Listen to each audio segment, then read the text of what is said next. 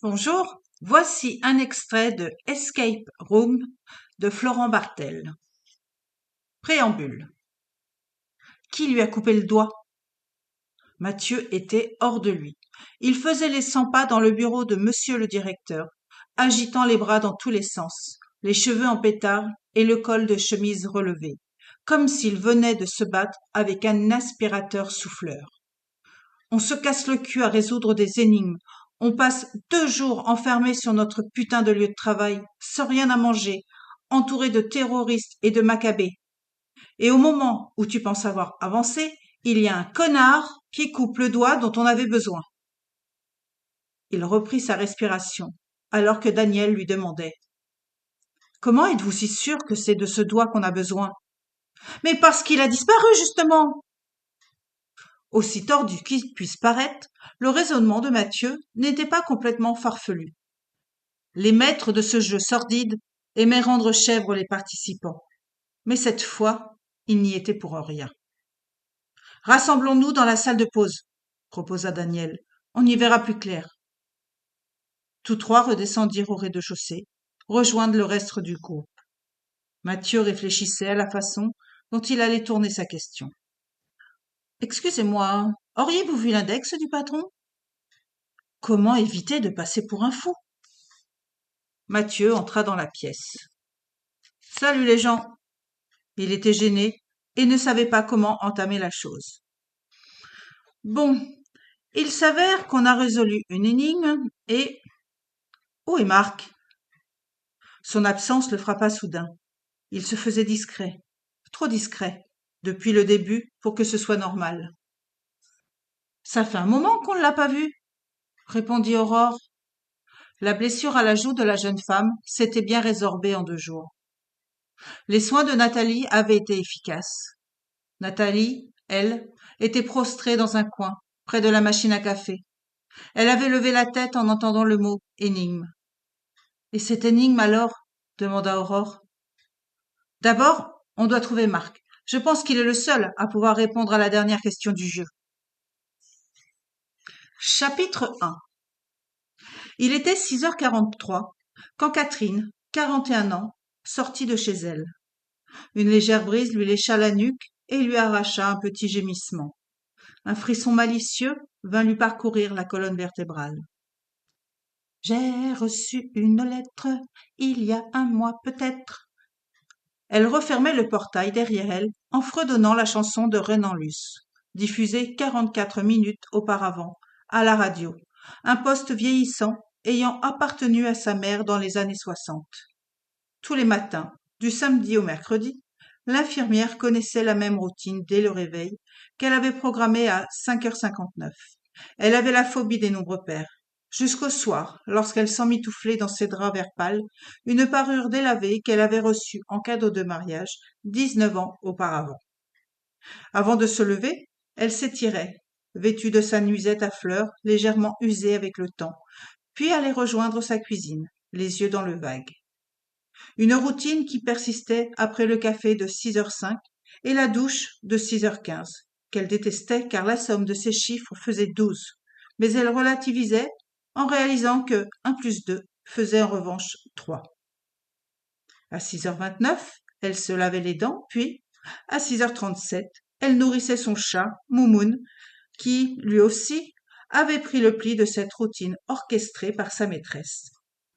S'il avait pu parler, il se serait sans doute rebiffé, lui expliquant que les chats ne sont pas des animaux que l'on domestique à ce point, et que leur nature profonde leur avait permis, dans le passé, de chasser la nourriture à tout moment.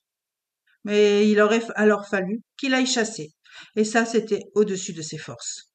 C'est vrai quoi, il n'avait dormi que 14 heures. Il prenait donc son mal en patience et se levait à 6h37 pour aller se nourrir.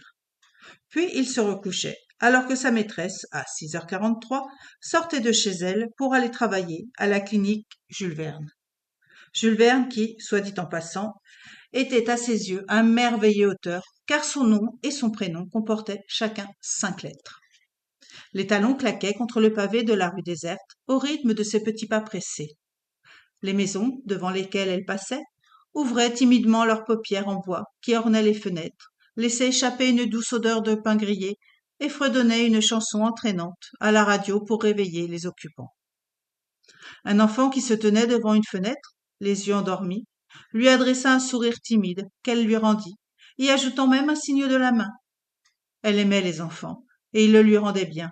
Son ami et collègue, Radia, l'admirait pour sa patience et son abnégation. Radia aurait aimé faire de même. Malheureusement, les gamins, elle ne les supportait pas, ou peu. À la rigueur, le temps d'un goûter ou d'une balade en forêt. Mais jamais toute une journée, ça non. Catherine, elle, avait toujours aimé s'occuper de ses bouts de chou, en avançant l'idée que les gamins étaient l'avenir du monde et qu'il fallait prendre soin de les éduquer convenablement. Et surtout, mettre en avant le côté ludique dans l'apprentissage, car les enfants, tout comme les adultes, n'apprendront jamais plus efficacement qu'en s'amusant. Les jeux, c'est la vie. Elle ne le savait pas encore, mais alors qu'elle bifurquait sur la rue Albert Camus, un jeu se mettait en place, non loin de là. Un jeu d'une ampleur phénoménale. C'est avec un sourire radieux que Benoît ouvrit les yeux à 8h45, avant même que le réveil ne sonne. Il n'aurait manqué cette journée pour rien au monde. Fixant le plafond, à peine réveillé, il jubilait intérieurement. C'était aujourd'hui le 2 juillet. Le calendrier à feuillet de sa table de chevet confirmait cette date tant attendue. Il finit par bondir du lit, en chantonnant Let's Marvin Gaye and Get It On. Il se dirigea tout de suite vers la salle de bain, et après une douche vivifiante, il se contempla dans le miroir. Du haut de ses 18 ans, il avait certes tout pour plaire.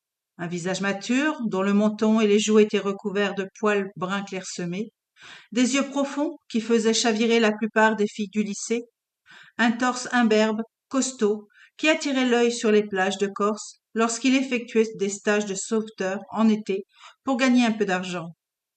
Mais malgré son succès auprès de la gente féminine, il n'était pas heureux. Celle qu'il aimait, histoire tristement banale, ne voyait en lui qu'un ami. Une amitié qu'ils avaient construite pendant 7 années. 3 ans d'amitié commune et sincère, puis les 4 dernières pendant lesquelles il avait tenté de cacher des sentiments solides et profonds. Et elle ne voyait rien, alors que ça sautait aux yeux de tout leur entourage. Pour elle, il n'était que le garçon qui la faisait hurler de rire lorsqu'il s'enfonçait des pop-corns dans les trous de nez, ou le pote qui la consolait lors de ses ruptures amoureuses.